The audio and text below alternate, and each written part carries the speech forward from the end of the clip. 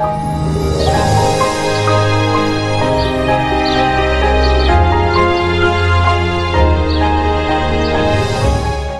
वालेकुम नाज़रीन, the morning of धरती तव्हांजे पंहिंजे पसंदीदा शो में तव्हां सभिनीनि खे चऊं पिया भली कार। उम्मीद आहे तव्हां बिल्कुलु ठीकु ठाक हूंदो। मां तानिया खान मुसाहिन नसीर अवां जी ख़िदमत में हाज़िर आहियूं। नाज़रीन, अॼु मुंहिंजी ख़्वाहिश आहे त छो न सिहत ते ॻाल्हाइजे। सिहत इलाही अहम मामिलो आहे। जीअं त असीं ॾिसी रहिया आहियूं त बीमारियूं इलाही तेज़ी सां वधी रहियूं आहिनि। हुनजो छा सबबु आहे? हर घर में को न को मरीज़ ज़रूरु आहे। हुनजी छा वजूहात आहिनि? बिल्कुलु पाण खे तानिया उन ते ज़रूरु ॻाल्हाइणु खपे। न रुॻो असांखे ॻाल्हाइणु खपे, पर जेके बि सुञाण धुरियूं आहिनि उन्हनि समूरनि माण्हुनि खे उन मामले ते ज़रूरु ॻाल्हाइणु खपे, छाकाणि त हीउ इंतिहाई अहम मामिलो आहे। जीअं अव्हां चयो त शायदि ई असां मंझि हाणे को अहिड़ो घरु हुजे जंहिंमें को माण्हू बीमार न हुजे। अव्हांखे तक़रीबन हर घर में दवाउनि जा ढेर नज़र ईंदा ऐं शायदि ई का अहिड़ी फैमिली हुजे वाक़ई जंहिंजो माण्हू बीमार न हुजे। उन ते ॻाल्हाइणु खपे, माण्हुनि में आगाही पैदा करणु खपे त नेठि इन्हनि बीमारियुनि में वाध छो पई थिए। पर नसीर, एतिरी तेज़ी सां फैलजनि जूं छा वजूहात नज़र अचनि थियूं तव्हांखे? ॾिसो, बुनियादी ॻाल्हि इहा आहे त आउं मेडिकल जी फील्ड जो माण्हू न आहियां, आउं को डॉक्टर बि न आहियां न को छा, पर नॉलेज त तव्हां वटि आहे। नॉलेज इन सेंस में आहे जो जेके मेडिकल जी फील्ड जा माण्हू आहिनि उन्हनि सां ज़रूरु उठ वेह थिए थी, उन्हनि सां मिलूं था, उन्हनि खां पुछूं था, या उन्हनि जा जेके प्रोग्राम वग़ैरह थियनि था उहे ॾिसूं था। यूट्यूब ते हिकिड़ी माना ओपन चइजे न, हिकिड़ी वॾी लाइब्रेरी आहे, म्यूज़ियम आहे, जंहिंमां अव्हांखे घणो कुझु सिखण जे लाइ मिले थो पियो। त उते जेके शयूं असां ॾिठियूं आहिनि, जीअं अव्हां ॿुधायो त इहे बीमारियूं तेज़ी सां छो पियूं पखिड़जनि, त जेतिरे क़दुरु उन ते मूं कुझु रिसर्च कई उनजा सबबु आहिनि। उनजा सबबु इहे आहिनि, इहे जेके बीमारियूं आहिनि इहे पाण पैदा नथियूं थियनि, उन्हनि खे पैदा करण में असांजो किरदारु आहे। असांजा अमल अहिड़ा आहिनि जंहिंजे करे इहे बीमारियूं असांजे घरनि में अचनि थियूं। छा मतिलबु त ही बीमारियूं असां में पैदा थियनि थियूं? मतिलबु असीं पाण पैदा, यस, ईअं ई आहे। नंढड़ो मिसाल अव्हांखे ॾियां थो, परते नथा वञूं, 15-20 साल अॻु जी जेकॾहिं ॻाल्हि कयूं था तॾहिं जे लाइफ स्टाइल ऐं अॼु जे लाइफ स्टाइल में जेके असांजा ॾिसंदड़ आहिनि उन्हनि खे बि इहा ॻाल्हि दिलि सां लॻंदी त कहिड़ो फ़र्क़ु अची वियो आहे। हाणे न असांजे सुम्हण जो टाइम आहे, न असांजे उथण जो टाइम आहे, न असीं वॉक कयूं था, न को अहिड़ो कमु कयूं था जेको जंहिंसां माना फिज़िकल एक्सरसाइज़ असांजी थिए। उन खां वरी चइबो न सोने पे सुहागो, उहो इहो आहे त असीं जेको कुझु खाऊं था उहो छा आहे, उनखे तव्हां ॾिसो 15-20 साल अॻु ऐं अॼु ॾिसो तव्हांखे पाण खे ख़बर पइजी वेंदी। मिसाल जे तौर ते जेके बि असांजा ॾिसंदड़ आहिनि उहे पाण इहो फ़ैसिलो करे वठनि त उन्हनि जे पाड़े में, इलाइक़े में, ॻोठ में, शहर में अॼु खां 20 साल अॻु छा एतिरियूं बेकरियूं हुयूं, मिठाई जा दुकान हुआ, कोन हूंदा, यकीनन न हूंदा। एतिरा मेडिकल स्टोर हुआ, एतिरियूं क्लिनिक हुयूं, कोन हूंदियूं। इहे छो थियूं आहिनि? या फास्ट फूड जेकॾहिं वॾा शहर अचो त पाड़ा इलाइक़ा तव्हां हुन में पिज़्ज़ा, मुख़्तलिफ़ बर्गर, ब्रेड, मिसाल तौरु असां पंहिंजो खाधो ॾिसो न चेंज करे छॾियो आहे। असां जेके असल शयूं हुयूं उन्हनि खां परे थी विया आहियूं। हिकिड़ी ज़बान जंहिंखे चऊं न असां, उनजो टेस्ट जेको आहे उनजी लज़त जे करे असां पंहिंजी सॼी हेल्थ खे कंप्रोमाइज़ करे था वञूं ऐं असीं इहे शयूं सोचियूं कोन था। पोइ हाणे अव्हांजी एज, मुंहिंजी एज, उन खां बि नंढी एज जा जेके माण्हू आहिनि, अव्हांखे शुगर जा मरीज़ नज़र ईंदा, ब्लड प्रेशर जा मरीज़ नज़र ईंदा, स्ट्रेस में हूंदा ऐं उनखां वॾी ॻाल्हि त इन एज में माण्हुनि खे हाणे दिलि जूं बीमारियूं जेके आहिनि उहे बि लॻणु शुरू थी वियूं आहिनि। सो उनजा काज़िज़ इहे आहिनि, हिकिड़ो त लाइफ स्टाइल, ॿियो जेको कुझु असीं खाऊं था उन्हनि में जेकॾहिं असां अचूं न त अञा खोड़ अहिड़ियूं शयूं आहिनि। मिसाल अव्हां पाण पोइते वञो न 15-20 साल अॻु, सोचो त अव्हांजे घरनि में छा कुझु बचायो वेंदो हो, छा खाधो वेंदो हो, उहे शयूं हाणे आहिनि? बिल्कुलु, तव्हां तमामु सुठी ॻाल्हि कई। जेकॾहिं 20 साल अॻु जी ॻाल्हि कजे त हुन वक़्तु ख़ालिस घी चावल, दाल चावल हूंदा हुया, या दलियो जंहिंखे चइबो आहे, ख़ालिस सब्जियूं असां वटि हूंदियूं हुयूं, लस्सी सुठी असां वटि हूंदी हुई ख़ालिस। ऐं हुन खां सभिनीनि खां वॾी ॻाल्हि आहे त असां वटि जेको जंहिंखे तव्हां, असीं त खीर चवंदा आहियो, तव्हां बि खीर, हा खीर हूंदो हुयो ख़ालिस, पर उहे शयूं हाणे न आहिनि। ऐं हुन वक़्तु गाॾियूं बि इलाही घटि हूंदियूं हुयूं त माण्हू पंधु हलंदा हुया, हिन करे सिहतयाब हुया। बिल्कुलु ईअं ई आहे। मिसाल उहा ई जंहिं ते असीं ॻाल्हायूं पिया त पंहिंजे पाड़े इलाइक़े अव्हां ॾिसो त इहे सभु शयूं जेके असां ॻणायूंसीं उहे पंहिंजी जॻह ते। उनखां पोइ अचूं था हाणे त असांजूं आदतूं कीअं ख़राबु थियूं आहिनि। दॿे वारो खीर, दॿे जा जूस, दॿे पैकिंग वारी जेका बि शइ आहे उहा जेका शइ पैक थिए थी उनखे घणे अरसे जे लाइ महफ़ूज़ बणाइण लाइ जेके केमिकल्स या जेके फार्मूला यूज़ थियनि था उहे केतिरा डेंजरस आहिनि, मेडिकल जी फील्ड सां लाॻापियल जेके माण्हू आहिनि उहे ई अव्हांखे ॿुधाए सघनि था। उनखां सवाइ जेकॾहिं असीं ॿारनि ते अचूं था त असांजा ॿार अॼुकल्ह छा पिया खाइनि, तव्हां ॾिठो हूंदो मोस्टली जेली, चिप्स, ऐं जेके बि अहिड़े क़िस्म जा चॉकलेट ऐं जेके बि इहे बंदि पैकिंग वारियूं शयूं आहिनि, पेस्ट्रीज़, केक, इन जा आदी थी विया आहिनि, मानी, ॿियो टियों नेचुरल शयूं, फ्रूट, इन्हनि जो इस्तेमालु असां किथे था कयूं? पोइ ज़ाहिर ॻाल्हि आहे त माना उन्हनि जा नतीजा बि अहिड़ा ईंदा, जेकॾहिं असां जेको कुझु खाईंदासीं उहो असांजी बॉडी ते असरु त कंदो। सोने बि सुहागा वरी इहो त अॼुकल्ह असां वटि हिकिड़ो ट्रेंड थी वियो आहे त घरनि में सब्ज़ी न पचंदी। जेको थोरो माण्हू मथे आयो आहे न, माना चिकन, ऐं चिकन जेके माण्हू हिन फील्ड खे सम्झनि था उन खां तव्हां वञी पुछो, चवंदा हीउ ज़हर खां घटि कोन्हे। एतिरे ताईं खंड जो जेको घणो इस्तेमालु असीं कयूं पिया। अटो, जेकॾहिं कंहिं सीनियर डॉक्टर खां मां पुछो, मुंहिंजी काफ़ी माण्हुनि सां कचहरी थी आहे त ॻोठनि में असां हूंदासीं चक्की वारो जेको अटो आहे उनजो मथां छिलको न लाहींदा आहिनि, जंहिंखे असां परूण में अॻे छाणींदा हुआसीं। इहो तव्हांजी सिहत जे लाइ बेस्ट आहे, शुगर खां ॿियनि घणियुनि शयुनि खां तव्हांखे बचाए थो। हीउ जेको मैदो असीं इस्तेमालु था कयूं, मैदे ऐं खंड खे वाइट पॉइज़न चवंदा आहिनि, माना अछे कलर जो ज़हर आहे इहो। ऐं उहो ज़हर असांजी ज़िंदगी में केतिरो इन थी वियो आहे असांखे अहसासु ई कोन्हे इन शयुनि जो। सो ॻाल्हि फिरी गिरी उते थी अचे त इहे सभु शयूं यस बिल्कुलु सही ॻाल्हि कई नसीर। ऐं मां त इन्हनि शयुनि खां परे रहंदसि। सही आहे। ऐं ख़ालिस शयुनि जो इस्तेमालु कंदसि, छो त असांजी जेकी ॻोठ आहे हुन में ख़ालिस शयूं मिलंदियूं आहिनि। बाबा खे चवंदसि ख़ालिस अटो असांजे घर मोकिले। ऐं मूंखे उमेदु आहे त नाज़रीन तव्हां बि उन्हनि शयुनि खां परे रहंदो जेकी शयूं अव्हांखे नुक़सानु पहुचाइनि थियूं। नाज़रीन हाणे टाइम थियो आहे टॉप स्टोरीज़ जो। अचूं त ॾिसूं टॉप स्टोरीज़।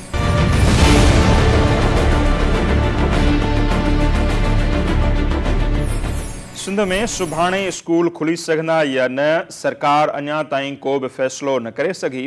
केतिरनि ई निजी स्कूलनि जी इंतज़ामिया सुभाणे 7 जून खां स्कूल खोलण जो पाण मुरादो ऐलान करे छॾियो आहे। गिदरा उहे बि एतिरा महांगा। जी हाँ, जापान में सिर्फ़ 2 गिदरा 39 लख रुपयनि में विकिणो कया विया।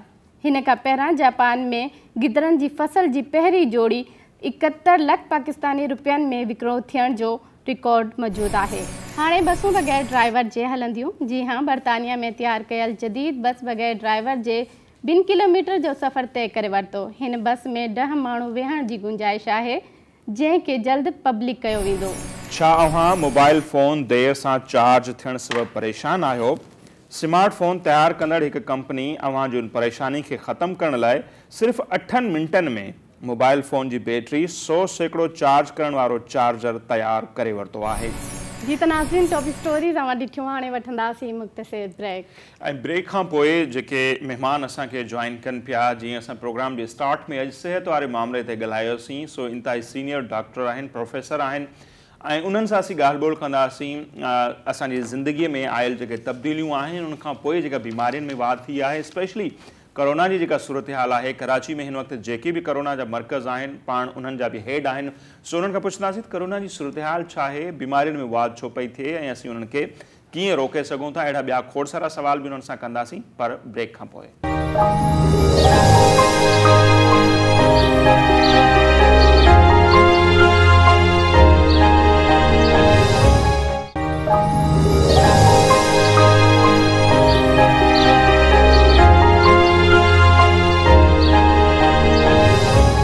नाज़रीन ब्रेक खां पोइ हिकु भेरो ॿीहर द मॉर्निंग ऑफ धरती में अवां सभिनी खे चऊं था भलीकार। ऐं कोरोना जे हवाले सां ज़ाहिर आहे अवां ताईं ॼाण आहे थी जेका सूरत हाल आहे, पीक ते आहे ऐं लॉकडाउन स्टिल लॻियल आहे। खोड़ माण्हू ते बि ॻाल्हियूं कनि पिया त लॉकडाउन हुजणु खपे या न, ऐं गॾो गॾु कोरोना जी जेका वैक्सीन आहे उहा बि तेज़ी सां थिए पई। हाणे त 30 साल खां घटि उमिरि जे 18 सालनि ताईं जे हवाले सां बि ॻाल्हियूं हलनि पियूं त उन्हनि खे बि लॻाइजे या न।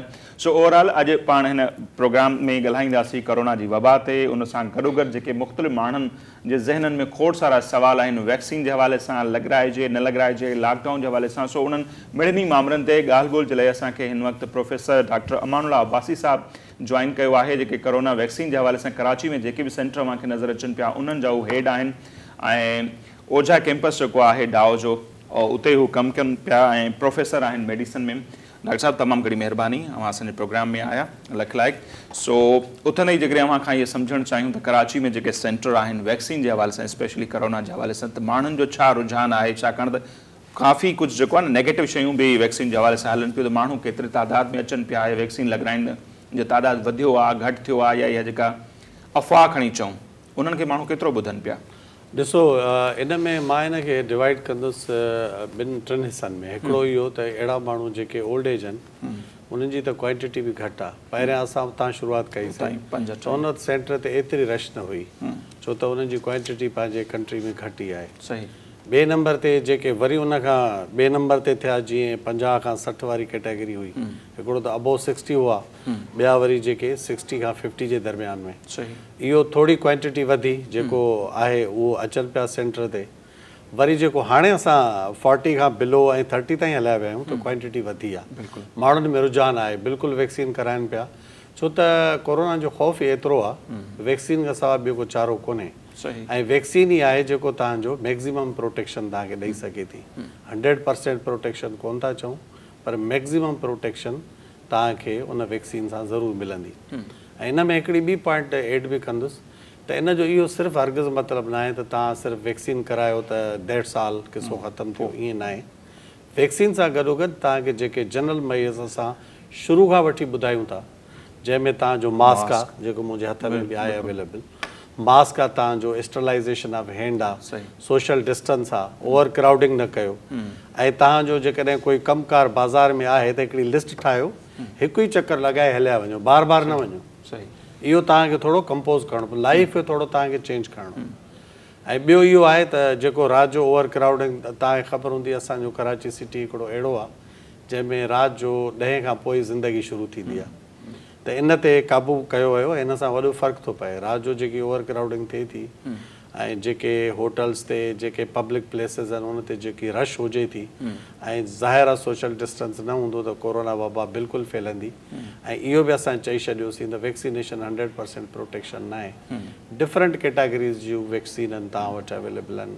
साइनोफार्म आहे, एक्स्ट्राज़ेनेका आहे, मॉडर्ना आहे, फाइज़र आहे, जॉनसन जी आहे, जेके बि आहिनि तव्हांजूं। कुझु क्लेम कनि था त असांजो सिंगल डोज़ आहे, इन जी 100% प्रोटेक्शन आहे, को चए थो 90% प्रोटेक्शन आहे, को चए थो 70% प्रोटेक्शन आहे। मुंहिंजो चवणु इहो आहे त वायरस जी जेकी एग्ज़िस्टेंस आहे, जेकी उन जी शेप आहे, उहा कॾहिं बि 100% हिकु जहिड़ी न आहे। इहो चंद घंटनि में या चंद मिनट्स में पंहिंजी शेप चेंज पियो करे। तो जॾहिं वायरस कोई शेप चेंज कबो त उन जी हिकिड़ी यूनिफॉर्म वैक्सीन नथी ठही सघे।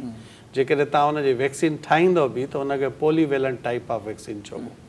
ऐं पॉलीवेलेंट वैक्सीन तव्हां केतिरियूं ठाहींदव, तव्हां हुनजो सिर्फ़ु हिकिड़ो बेसिक स्ट्रक्चर जेको आहे उनजी वैक्सीन तव्हां तयारु कंदव, पोइ डिफरेंट कंपनीज़ डिफरेंट क्लेम कंदियूं तव्हांजो।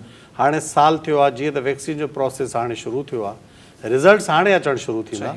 अॻिलो जेको तव्हांजो 6 महीननि खां साल जो ड्यूरेशन आहे, इन में तव्हांखे पको फीडबैक मिलंदो त कहिड़ी वैक्सीन असांजी सक्सेसफुल रही ऐं कहिड़ी नॉन सक्सेसफुल रही, इहो डिसाइड थींदो उन ते।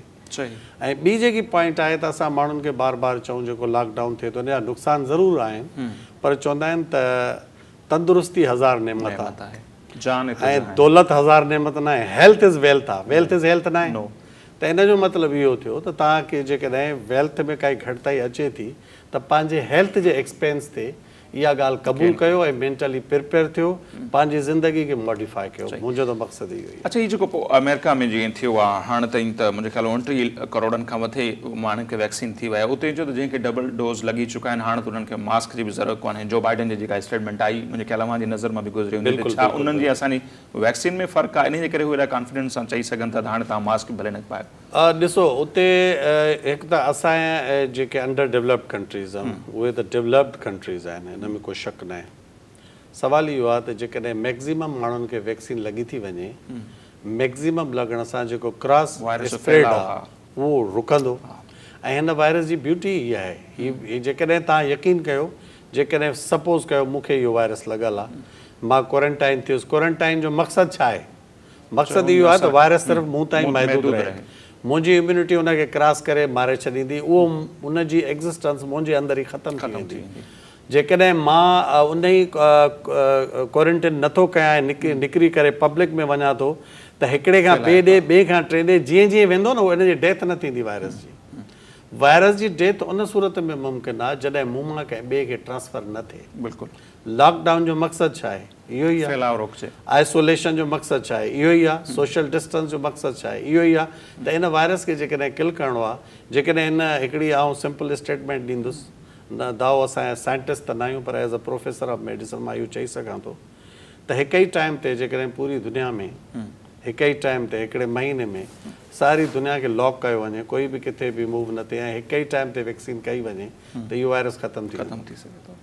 पर जेकॾहिं असां इहो नथा करे सघूं पूरी दुनिया खे कंट्रोल त तव्हां डिस्ट्रिक्ट वाइज़ कयो या तव्हां प्रोविंस वाइज़ कयो जंहिं डिस्ट्रिक्ट में तव्हां वैक्सीन करायो उनखे मूव थियणु न ॾियो जेसि ताईं की पूरो तव्हांजी एरिया वैक्सीनेट न थी वञे। हाणे अमेरिका असां खां जेको वधीक दवाऊं करे थी न हुनजे पुठियां इहो ई रीज़न आहे। वैक्सीन जो कोई इशू कोन्हे, वैक्सीन असां वटि बि साॻी आहे हुननि वटि बि साॻी आहे। बेसिक स्ट्रक्चर जी वैक्सीन आहे, हिकिड़ी लाइव वैक्सीन हूंदी आहे, हिकिड़ी नॉन लाइव हूंदी आहे, यानी हिकिड़ो वायबल वायरस चइबो आहे, ॿियो नॉन वायबल वायरस, हिकिड़ो मुयल हूंदो आहे, हिकिड़ो जीअरो हूंदो आहे।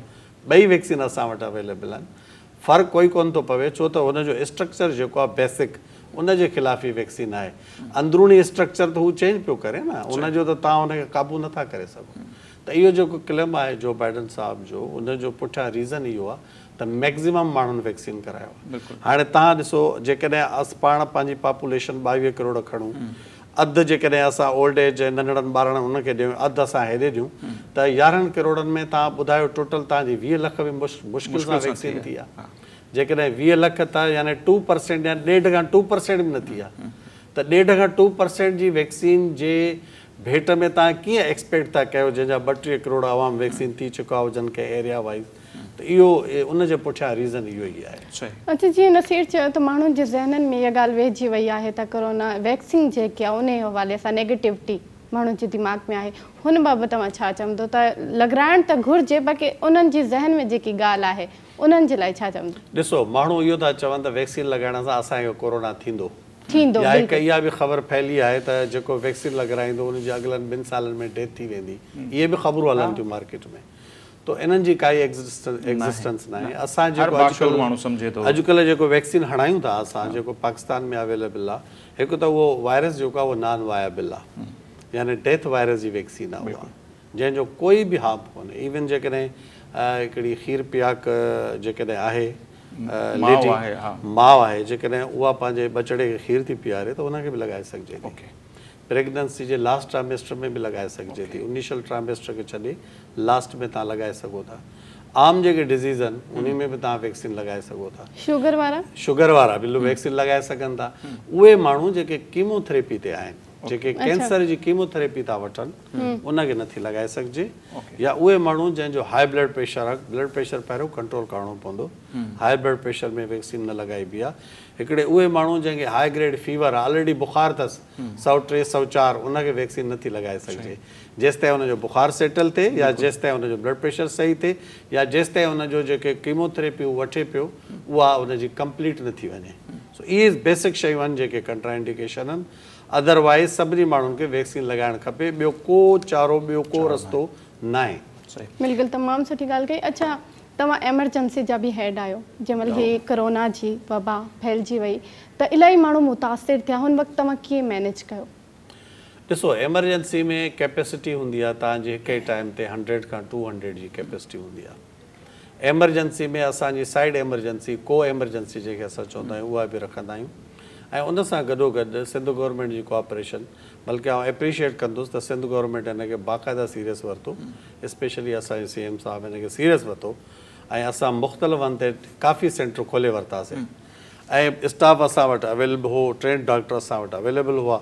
असां उनखे ग्रिप कयोसीं। जीअं एमरजेंसी में आयो, तव्हांखे सिर्फ़ु छा करिणो आहे, स्टाफ वधाइणो आहे, ऑक्सीजन जा पॉइंट्स ॾियणा आहिनि, जेको एमरजेंसी खे डील करण जो तरीक़ो आहे कोविड में। ॿियो ऑक्सीमीटर तव्हां वटि हुजे जो तव्हांखे ख़बर पए, वाइटल्स तव्हांजे पेशेंट जा वठणा आहिनि, जेके ऑलमोस्ट मुंहिंजा नंढा नंढा छोकिरा बि सारा ट्रेंड थियल आहिनि। ऑक्सीजन पॉइंट ते खणी करे ऑक्सीजन लॻाइणु कोई इशू कोन्हे, ऑक्सीमीटर ते ऑक्सीजन चेंज करणु मतिलबु हुनखे चेक करणु कोई इशू कोन्हे। बेसिक 2-3 ABCG आहिनि हिन में कोरोना में। को वॾो एग्रेसिव मैनेजमेंट न आहे, 4-5 शयूं सिखणियूं आहिनि, जेको मुंहिंजो मेडिकल स्टूडेंट 2nd ईयर ऐं 3rd ईयर जो बि सिखी थो सघे, जंहिंखे डील करणु आसान आहे। हा, अलबत्ता जेके क्रिटिकल पेशेंट आहिनि, जंहिंखे सीवियर इन्फेक्शन चइजे कोरोना जो, उनजे लाइ असां वटि पूरी हिकिड़ी टीम अवेलेबल आहे। उहा टीम उनखे जेको आहे सो ETT ट्यूब क्रॉस करे जल्दी पंहिंजे वेंटिलेटर ते शिफ्ट करे छॾींदी, जेके सीरियस पेशेंट हूंदा। ऐं सीरियस जो रेशो एतिरो कोन्हे हिते, जेको वावेल आहे त काफ़ी सीरियसनेस आहे। जेको मुंहिंजो एक्सपीरियंस रहियो, फॉर एग्ज़ाम्पल जेकॾहिं मूं वटि 50 पेशेंट आया त उन मां 3 खां या 4 या 5 पेशेंट क्रिटिकल पिया थियनि जन खे बि असां अमूमन बाईपेप ते मैनेज पिया करे सघूं हिकिड़ो सीपेप हूंदो आहे हिकिड़ो बाईपेप हूंदो आहे वेंटिलेटर खां पहिरियां जा इहे सीपेप ऐं बाईपेप असां वटि ऐं ॿियो हाई फ्लो ऑक्सीजन इहे 3 शयूं हूंदियूं आहिनि जे इन ते तव्हां कवर करे था वञो इट्स ओके जे नथो थिए त पोइ उनखे असां वेंटिलेटर ते खणी वेंदा आहियूं ऐं वेंटिलेटर ते एॾो इशू न हूंदो आहे वेंटिलेटर ते जेकॾहिं तव्हां पेशेंट जो ट्रीटमेंट शुरू कयो आहे त अॻिला जेके 48 आवर्स खां 72 आवर्स इम्पॉर्टेंट हूंदा आहिनि जंहिंमें असांखे अंदाज़ो थी वेंदो आहे त patient will come back R not त उते ई असांजो डिसीजन थींदो आहे पर इहो आहे अल्लाह रब्बुल इज़्ज़त जे हथ में जंहिंजी ज़िंदगी हूंदी उहो ज़रूरु मोटंदो मुंहिंजे ज़हन में इहो सुवाल पियो हिकिड़ो ॾींहुं मां चयो हिकिड़ी सुठी ॻाल्हि आहे असां वटि क्रिटिकल कंडीशन में घटि माण्हू आहिनि या आया पर पाड़ेसरी मुल्क ई ॾिसूं था भारत उते जेका तबाही थी उनखां पोइ तमामु घणो ख़ौफ़ में बि ख़ुदा न ख़ास्ता इहा कंडीशन असां वटि बि न थिए असांजो को इहो बचाव थी वियो आहे हींअर त हिकिड़ो तादादु जनरली घटि रहियो पर पाड़ेसरी मुल्क जहिड़ी या अहिड़ी सूरत हाल न रही उन जा कासिस असांखे छा पिया नज़र अचनि ॾिसो जनरल जेको ओवरऑल तव्हां कंपेयर कयो ॿियनि सां हिकिड़ो त आहे त तव्हांजो जेको मेजॉरिटी पॉपुलेशन तव्हांखे ख़बर आहे असां वटि मुस्लिम आहियूं रिलीजन हिन में ॾाढो इम्पॉर्टेंट आहे हिन में को शक न आहे 5 वक़्त निमाज़ पढ़ण सां तव्हां 5 वक़्त स्टरलाइज़ था थियो तव्हां हैंड था वॉश कयो मुंहुं था वॉश कयो मेजर जेको मुंहिंजी नज़र में इहो ॾाढो इम्पॉर्टेंट पॉइंट आहे as a professor of medicine जेको आउं सम्झां थो नंबर 2 वक़्त जे अंदरि अंदरि जेको फ़ैसिलो थियो लॉकडाउन जो बिल्कुलु ऑन द टाइम स्पॉट इहो बि ॾाढी इम्पॉर्टेंस रखे थो 3 नंबर ते जेके माण्हू अलाह जे कुर्बत जे वेझो आहिनि जंहिंजूं दुआऊं एतिरियूं मज़बूत ऐं ताक़त वारियूं आहिनि इहा बि उन में एडिशन हिकिड़ो फैक्टर आहे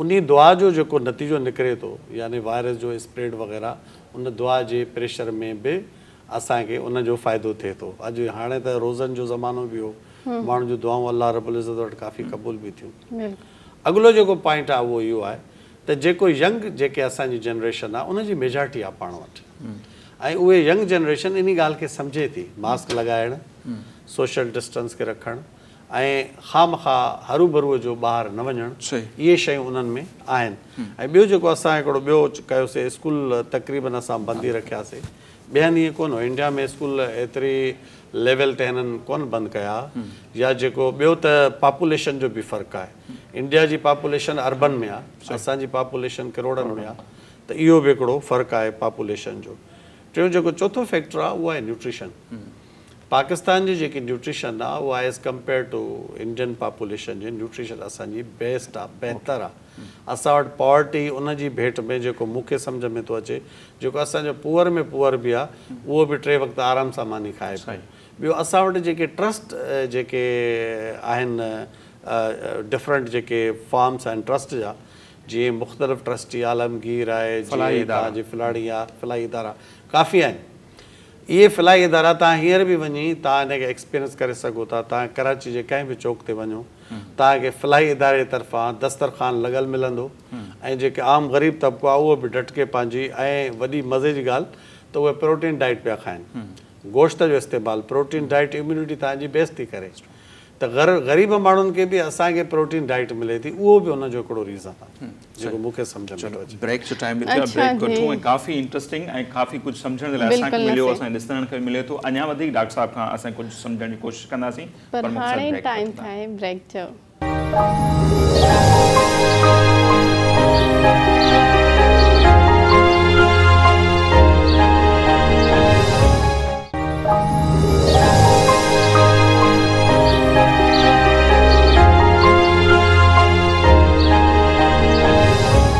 जी नाज़िम ब्रेक खां पोइ हिकु ॿीहर अव्हांखे चऊं था भली कार ऐं प्रोफेसर डॉक्टर अमानुल्लाह अब्बासी साहिबु असां सां गॾु मौजूदु आहिनि अच्छा डॉक्टर साहिबु जीअं ब्रेक ते पाण वियासीं पाण ॻाल्हायोसीं पिया ॾाढो सुठो जुमिलो अव्हां चयो त असां वटि हर ॿियो माण्हू जेको आहे सो डॉक्टर आहे ॼण त अव्हां ॿुधायो कंहिंखे न मुंहिंजी हीअ कंडीशन आहे त एतिरा मशहूरु आहे हिते ई जेके असांजा दोस्त वेठा आहिनि इन सां केतिरा मसइला थियनि था ऐं कोरोना जी सीज़न में त असांखे इहो नज़र आयो त इहो चयो त जेको माण्हू हॉस्पिटल वियो ॼण मोटंदो ई कोन भाई हिकिड़ो त डॉक्टर पंहिंजूं ज़िंदगियूं दाव ते लॻाए वहांजी जान बचाइण जी कोशिशि पिया कनि ॿियो डॉक्टरनि जे लाइ इहे अफ़वाह हलाइनि इन सां केतिरा मसइला थियनि था हाणे ॾिसो तव्हां हितां ई अंदाज़ो लॻायो त एतिरो पूरी दुनिया में ख़ौफ़ हिरास फैलियल हो कोरोना जे हवाले सां असां एज़ अ डॉक्टर शुरू खां वठी 8 ई महीना मूं कोरोना जे पेशेंट जो राउंड कयो 8 महीना पूरा मुसलसल डेली राउंड हाणे उन में जेके तव्हांखे SOPs फॉलो करणा आहिनि, तव्हांखे PEP पाइणो आहे, तव्हांजो फेस मास्क N95 यूज़ करिणो आहे, हैंड ग्लोव्स यूज़ करणा आहिनि, उनखे तव्हां यूज़ करे हिनखे प्रोसीड कयो, जेको असां उनखे फॉलो कंदा रहियासीं। इहे त थिया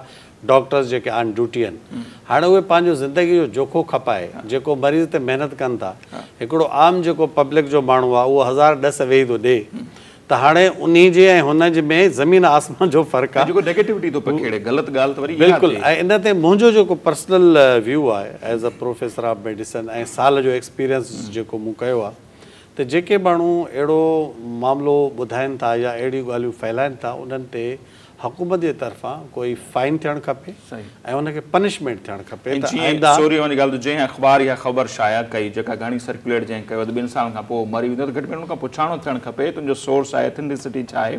मीडिया जा बि त के रूल्स थियनि था, ईअं कोन्हे तव्हां जॻह ख़बर ते छापे छॾियो, उनजे ख़िलाफ़ को एक्शन कोन्हे, क्रिएट कई वई। इहा ई पॉइंट आहे त अहिड़नि माण्हुनि खे तव्हां कानून जी गिरफ़्त में वठो ऐं उन्हनि खे पनिश कयो, त इहो पब्लिक जे लाइ अञा डेंजरस साबित थो थिए न। त इन जे करे पोइ माण्हुनि जो फेथ जेको आहे पंहिंजी हेल्थ सिस्टम तां रिड्यूस थियो वञे। पोइ वरी माण्हू पिया वञनि आम जेको आहे फलाणे खां पढ़ाई करणी आहे, फलाणो नुस्ख़ो वठिणो आहे, फलाणो कखु वठिणो आहे, फलाणी शइ इस्तेमालु करणी आहे, जेको बिल्कुलु ॾिसो न हिकिड़े हर फील्ड जी अलाह रब्बुल इज़्ज़त सभिनी खे अकुलु ॾिनो आहे। हे जेकी हेल्थ आहे इहो बि अलाह जे तरफ़ां हिकिड़ो अकुलु आहे, हिकिड़ो सिस्टम अलाह साईं ॾिनो आहे ऐं फ़ाइदे जे लाइ ॾिनो आहे, त तव्हां हिनखे रन कयो। हदीस में बि ईअं आहे त मां बीमारी पहिरियां न पैदा कई आहे, पहिरियों हुनजो इलाजु पैदा कयो आहे। खोजना ऐं सर्च करणु तव्हां ह्यूमिनिटी जो कमु आहे, तव्हां हुनखे खोजना लॻायो ऐं अॻिते प्रोसीड कयो। डॉक्टर्स जेके रिसर्च करे हिकिड़ी शइ ठाहिनि था ऐं ॿिया जेके आम पब्लिक आहे 1000 पंहिंजा ओपिनियन ॾेई करे सॼे किसे खे गड़बड़ था कनि, जेको आउं सम्झां थो त हुकूमत खे खपे त अहिड़ा माण्हू जेके ईअं कनि था उनजे ख़िलाफ़ सख़्तु एक्शन करणु खपे ऐं उनखे पनिश करणु खपे, त जीअं पब्लिक में इहा शइ रिड्यूस थिए। अच्छा जी, हाणे हिते अचो थोरो बीमारियुनि ते सिहत जी ॻाल्हि थिए पई। शुगर जेकी तमामु घणी फैलिजे थी, हुनजी छा वजूहात लॻनि था?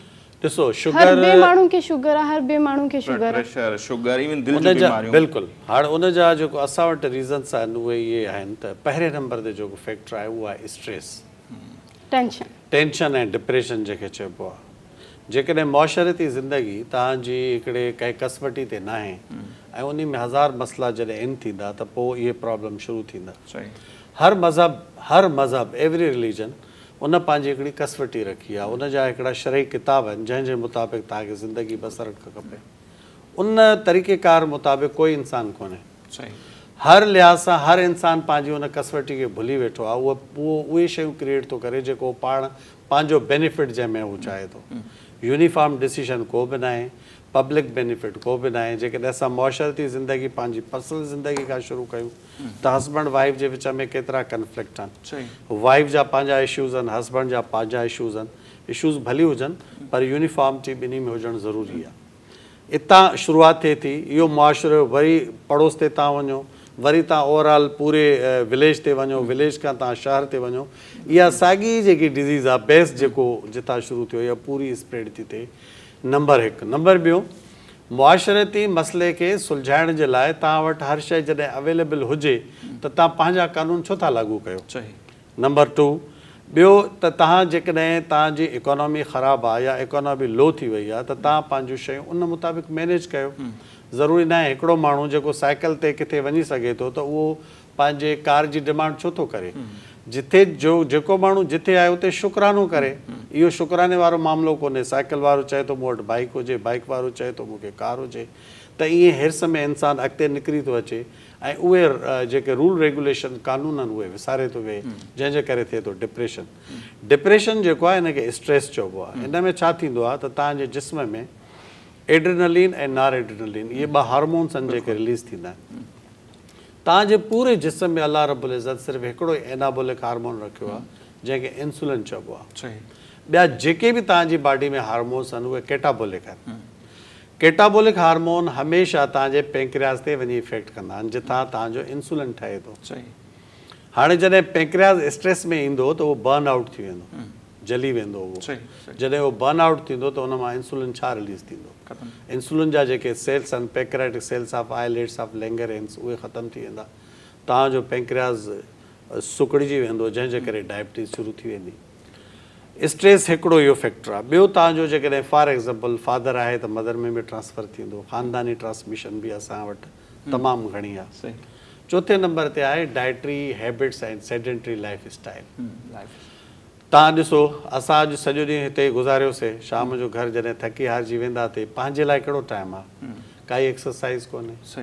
हा मूंखे मथे में सूरु आहे, आउं थकिजी पियो आहे, मूंखे हींअर आरामु करिणो आहे, त आरामु करिणो आहे त पंहिंजे लाइ त टाइम कोन्हे। तव्हां एक्सरसाइज़ कोन कई, तव्हां पंहिंजी हेल्थ जो हिकिड़ो पेनी बि तव्हां पंहिंजी हेल्थ लाइ काई यूज़ न कई, तव्हां उल्टो सॼे ॾींहं जो स्ट्रेस खणी मथां रेस्ट ॾेई पाण खे किसो अञा वधीक ख़राबु करे छॾियो।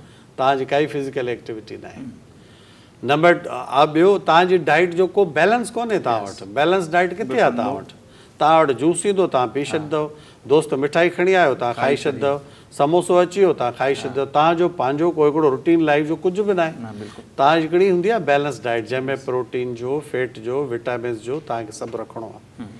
बैलेंस डाइट ते जेकॾहिं आउं ॻाल्हायां त प्रोटीन डाइट जेकी आहे इम्यूनिटी जे लाइ तमामु ज़रूरी आहे। लिखियो पियो आहे किताब में त तव्हांखे कम अज़ कम 60% ताईं या 30 to 60 जी रेंज ताईं तव्हां प्रोटीन वठो। 10% खां 15% तव्हांखे कार्बोहाइड्रेट वठिणा आहिनि, 5% खां 10% जी रेंज में तव्हांखे फैट वठणी आहे, 2 खां 3% तव्हांखे ॿिया मिनरल्स, विटामिन, सालाद, ॿियूं जेके शयूं आहिनि जंहिंमें फ्लूइड आहे उहे वग़ैरह तव्हांखे यूज़ करणा आहिनि। इहा कोई बि मूंखे ॿुधाए वञे अॼु ताईं कंहिंजी बि बैलेंस डाइट कोन्हे। जेको ओवरवेट आहे त उहो अञा वधीक ओवरवेट पियो थिए, जेको अंडरवेट आहे उहो अञा वधीक पियो अंडरवेट थिए। बैलेंस किथे आहे तव्हांजो? अच्छा इहो ई वॾो मसइलो आहे त असांजे माण्हू इहो त असांखे चवंदा ॿुधनि था बाबा बीमारियूं वधी वञनि पियूं। इहो असीं कोन था ॾिसूं त असां पंहिंजो लाइफ स्टाइल छा करे छॾियो आहे, असांजी डाइट जेका आहे बैलेंस आहे या न आहे। मिसाल बेकरी आइटम्स केतिरा वधी विया आहिनि, ॿारनि जे चिप्स खां वठी जेली ताईं, दॿे जे खीर खां वठी जूस ताईं, कोल्ड ड्रिंक जे यूज़ ताईं, पिज़्ज़ा, बर्गर या फास्ट फूड जेके बि खाऊं था इहे पहिरियां 10-15 साल पहिरियों बि कोन हुआ, त उनजो नतीजो इहो थियो 10-15 साल एतिरियूं बीमारियूं बि कोन्हूं जेतिरियूं आहिनि। त इहो ई जेके असांजे माण्हुनि खे सम्झाइणु चाहियो त हू छा उन्हनि खे खाइणु खपे ऐं इहे जेके बेकरी आइटम्स थी विया या बारबेक्यू थी विया ॿिया इन्हनि सां केतिरो नुक़सानु थिए थो। ॾिसो इहे सभु जेके आहिनि न जंक फूड में था अचनि, इहे फास्ट फूड ऐं जंक फूड में था अचनि, इहे टोटली इम्बेलेंस डाइट आहे। तव्हां जेकॾहिं बर्गर खे वठो उहो बि तव्हांजे लाइ नुक़सान में आहे। तव्हां किथे बि वञी करे तव्हां जेकॾहिं काई जेली टाइप शइ खाओ था उन में मिठो आहे, कंहिं बि तव्हांजे फूड जी का क्वालिटी कोन्हे का। जेके ब्रांडेड आहिनि, जेके ॿाहिरि ब्रांड तव्हांजो मल्टीनेशनल कंपनीज़ जेके ब्रांडेड आहिनि उन में जेको फूड प्रिज़र्वर उन में यूज़ पियो थिए, तव्हांखे अंदाज़ो आहे फूड प्रिज़र्वर जा केतिरा नुक़सान आहिनि। तव्हांजे मैदे में वञी कैंसर सेल्स उन में हूंदा आहिनि, बाक़ाइदा मैदे जी कैंसर थी सघे थी जेके प्रिज़र्वेटर उन में यूज़ पिया थियनि। त फ्रेश डाइट खाइण जो माण्हू वटि आदत कोन्हे। हिकिड़ो खाधो 10-10 ॾींहं 8-8 ॾींहं फ्रिज में पियो आहे ऐं उनखे गरम करे पिया खाइनि, जेको मां सम्झां थो इहो बि डेंजरस आहे। तव्हां फ्रेश डेली खाओ, डेली सब्जी। तव्हां ॾिसो ॻोठ जो स्टाइल इहो ई हूंदो आहे, डेली सब्जी ईंदी आहे, डेली शयूं तव्हां डेली पिया यूज़ कंदव। इन जे करे थोरा ॻोठाणा असांखां वधीक हेल्दी सिर्फ़ु इन ई बेस ते आहिनि त उहे फ्रेश शयूं पिया खाइनि। असां वटि फ्रेश शयुनि खाइण जो को रुझान ई न आहे। ऐं ॿियो बैलेंस डाइट में तव्हांखे मूं अर्ज़ु कयो विटामिन जी ॻाल्हि कईसीं त प्रोटीन सां गॾु विटामिन बि हुजे। हाणे असांजी हिन कोविड में कहिड़ा विटामिन सुठा आहिनि जेके इम्यूनिटी खे सुठो कनि? जीअं प्रोटीन डाइट आहे, तव्हां मीट वठो, कुझु बि विटामिन कहिड़ा ज़रूरी आहिनि? बुनियादी जेको विटामिन आहे छा हूंदो आहे त कुझु विटामिन्स अहिड़ा आहिनि जेके तव्हांजी इम्यूनिटी खे डायरेक्ट सपोर्ट कंदा आहिनि। उन में जीअं विटामिन डी आहे, विटामिन डी जी तव्हांजे जेके इम्यून सेल्स आहिनि, हाणे जीअं जेको कोविड वायरस जीअं तव्हांजी बॉडी में हलियो वेंदो त उन जे ख़िलाफ़ु WBC जेके आहिनि तव्हांजे बॉडी में उहे उन जे ख़िलाफ़ु ईंदा। उन WBC में हिकिड़ा उन जा मॉडिफाइड सेल्स आहिनि, मोनोसाइट्स जेके एक्चुअली मैक्रोफेज था थियनि, ऐं उन्हनि जो हिकिड़ो नंढो क्लास आहे जेके NK सेल्स चइबो आहे, नेचुरल किलर सेल्स। उन्हनि जी जेकी मूवमेंट आहे न उहा इन विटामिन डी कंट्रोलर हूंदी आहे। उन में जेके कोमेटाबोलाइट्स आहिनि उहे विटामिन डी डिपेंडेंट हूंदा आहिनि। त विटामिन डी जो यूज़ जेको मुंहिंजो पर्सनल चवणु आहे त तव्हां कोविड में जेके माण्हू विटामिन डी खे मेंटेन था कनि, अॼु बि जेकॾहिं तव्हां पंहिंजी पॉपुलेशन जी विटामिन डी चेक कंदव, बल्कि आउं धरती TV वारनि खे बि अर्ज़ु कंदुसि त इहे पंहिंजा विटामिन डी चेक कराइनि। ऐं मुंहिंजे यकीन आहे त जेकॾहिं 50 हूंदा त उन मां तक़रीबन 48-45 खे त ज़रूरु विटामिन डी डिफिशंसी हूंदी। छो त विटामिन डी जो पूरो करणु इंतिहाई ज़रूरी आहे, जेको तव्हांखे सनलाइट मां थो मिले। सनलाइट में मां कोन थो सम्झां थो को 5 मिंट बि उस में खड़ो करे बीह करे ॾेखारे मूंखे सनलाइट जेकी डायरेक्ट तव्हांजी स्किन ते पवंदी उहा कम से कम परसिस्टेंटली 30 मिनट्स ताईं हुजे। अच्छा उहो जो सुबुह जो जेको अर्ली हीट स्ट्रोक थींदो न, तव्हां मंझंदि जी ॻाल्हि मूं न कई आहे, त हीट स्ट्रोक थींदो। सन बाथ तव्हां अर्ली मॉर्निंग में वठो या लेट इवनिंग में वठो, ॿिन्ही सूरतनि में तव्हां वठी सघो था। या तव्हां घर में वेही तव्हां हिकिड़ी विंडो खोलियो जेकी ॼारी लॻल हुजे, उन में तव्हांजी रोशनी जो किरणियूं ईंदियूं तव्हांजे स्किन ते किरंदियूं, उन सां तव्हांखे विटामिन डी। पर 30 मिनट्स टू 1 आवर ताईं तव्हांखे वेहणो आहे। असां 5 मिंट बि कोन था वेही सघूं। असां हर वक़्तु छवेरे में आहियूं। खीर जो इस्तेमालु अॼुकल्ह कोई कोन थो करे। ॾिसो तव्हां जेकॾहिं फ्रेश जेकॾहिं मिल्क अचे थो त डेयरी प्रोडक्ट्स ते इम्प्योर मिल्क आहे जंहिंमें कैल्शियम त आहे ई कोन, नाले जो कैल्शियम कोन्हे।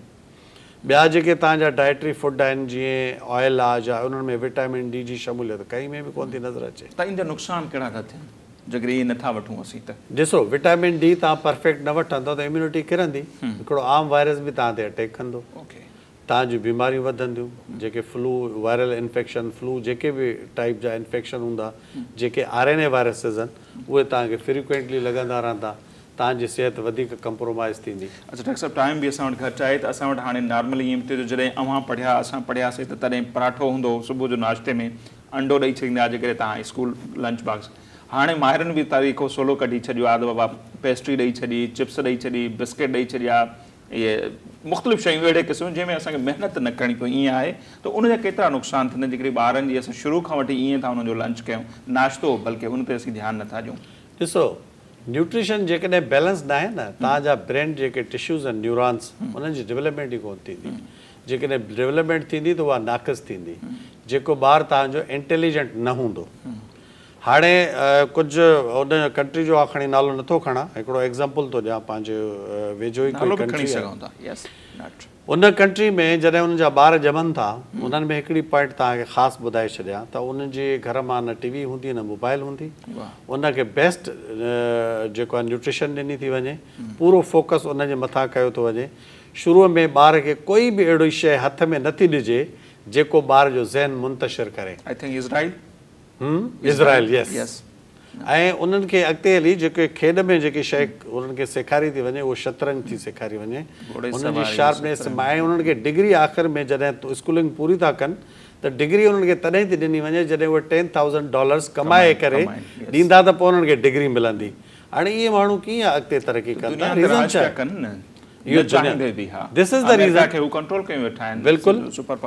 एग्ज़ैक्टली।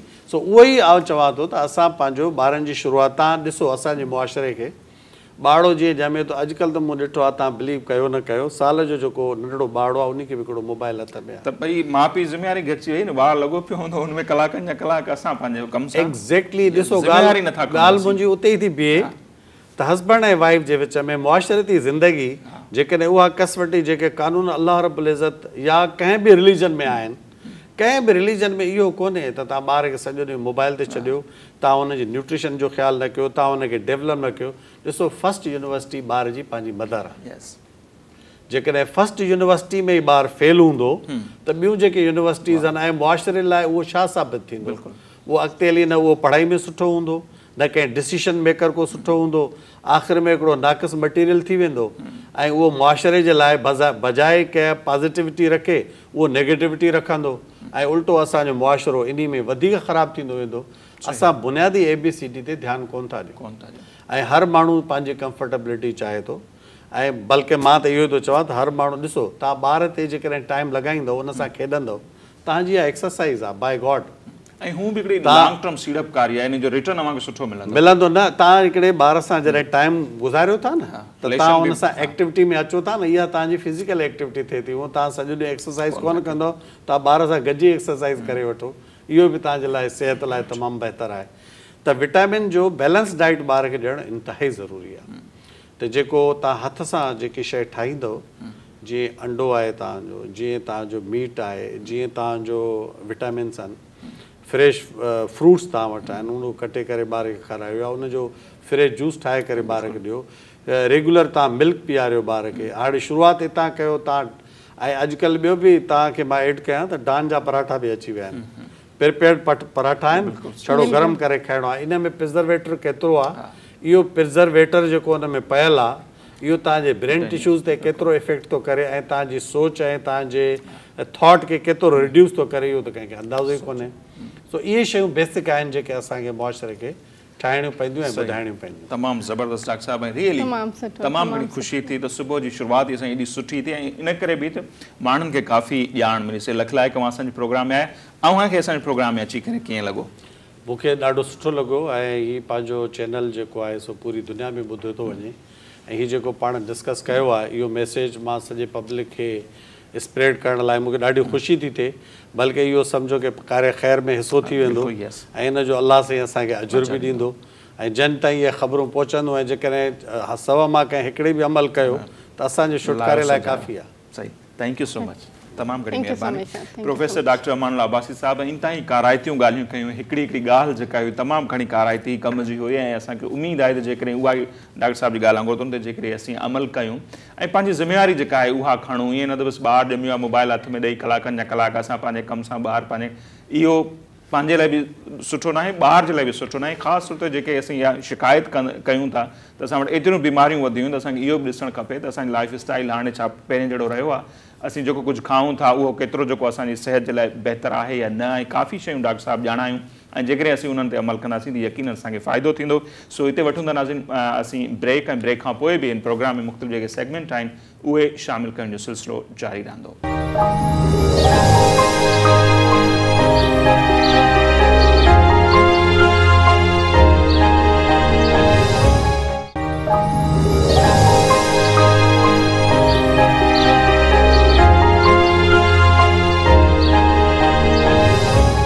जी नाज़रीन, ब्रेक खां पोइ हिकु भेरो ॿीहर अव्हांखे चऊं था भली कार, ऐं हिन वक़्तु प्रोग्राम में वक़्तु थियो आहे जंहिं सेगमेंट जो, उनजो नालो आहे सोशल मीडिया जे जहान में झाती।